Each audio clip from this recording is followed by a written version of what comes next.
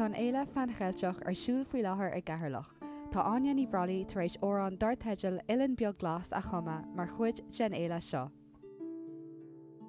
Thosaigh me sé ag sin an piano nuair a bhí mé thart faoi rang a trí, so bhí sama go gcónaí.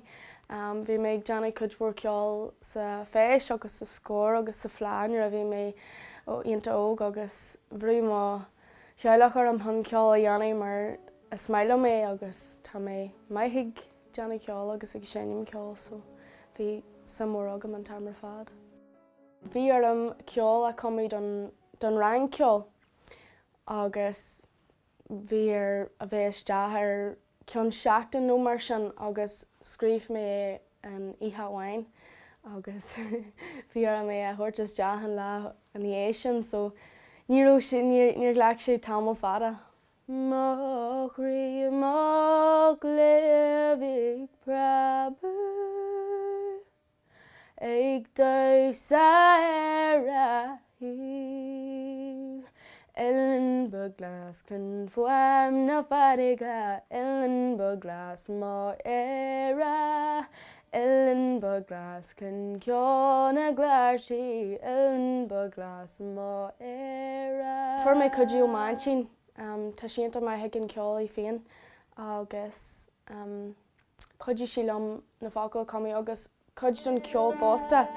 OileánBeagGlas na fadaige OileánBeagGlas-MeonEile OileánBeagGlas ceanna gláirtí OileánBeagGlas-MeonEile. Bhíle san é bhag mé go an Mérica agus ní raibh mé ceithre bliain déag d'aois. Is brealam an cultúr atá an éireann agus níl sin an Mérica tá na daoine ionta jazz ach níl si mar an céanna agus thuill mé gur scríomh mé ceol faoi éireann agus an rud is brealam. Ní raibh grá agam me gnám mar a bhí mé ionta óg ach thuill mé gur chuir sé leis an scéal. So scríomh mé faoi cailín a dag éireann agus dag si a grá.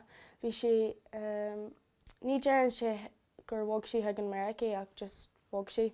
So dag si a grá agus éireann agus lá amháin tháinig si arás agus bhí seabalta a grá eile arás éis.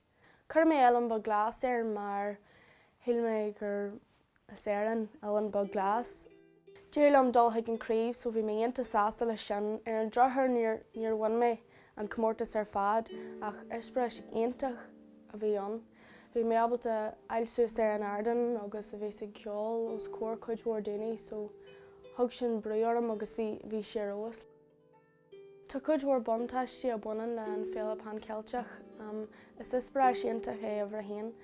Bíonn seans a go géalaige a labhairt agus sort of cultúr eile a ólam ó daoine atá ó áiteanna eile, so is féidir le cuidmhór a ólam bíonn an crack ó héantach. OileánBeagGlas na fadaige OileánBeagGlas-MeonEile OileánBeagGlas. Báil am dul a raibh an ceol a dhéanamh agus báil am cuidmhór ceol eile cumú agus iad a chur amach an sin, so tá daoine éagsúil ábalta a cleisteil agus beidir bé mé ábalta taisteil thart éireann agus ceol a dhéanamh. OileánBeagGlas-MeonEile